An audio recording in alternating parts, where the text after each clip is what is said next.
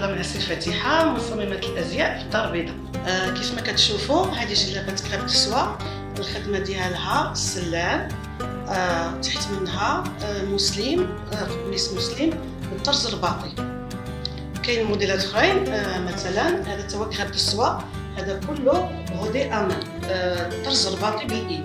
دابا تري على مود هما لي كيمونوات.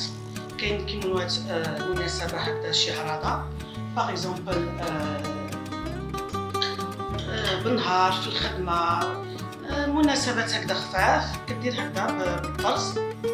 اللي كندير مازال عندك فوقهم باغ اكزومبل هذه جلابة بسيوية،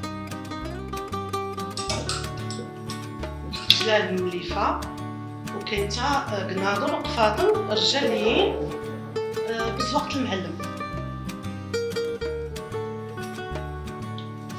المهم الرجاله ما مضيعينهمش حتى هما في اللبس ديالهم. بحال دابا هذا انا قفطان رجالي بزوقت المعلم. كاين المليفه رقيقه، وكاين باغ اكزومبل حتى السوسدي.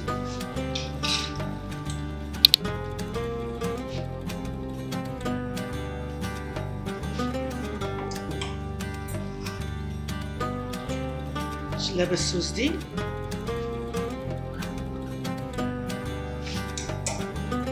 بطبيعة الحال المليفة اللي ديما مطلوبة عند الرجال.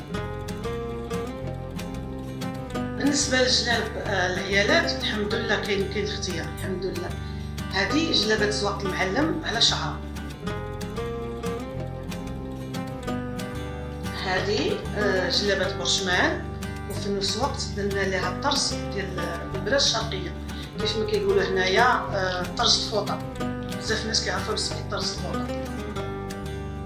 وعندنا بطبيعة الحال الرامدة هذه على شعرة.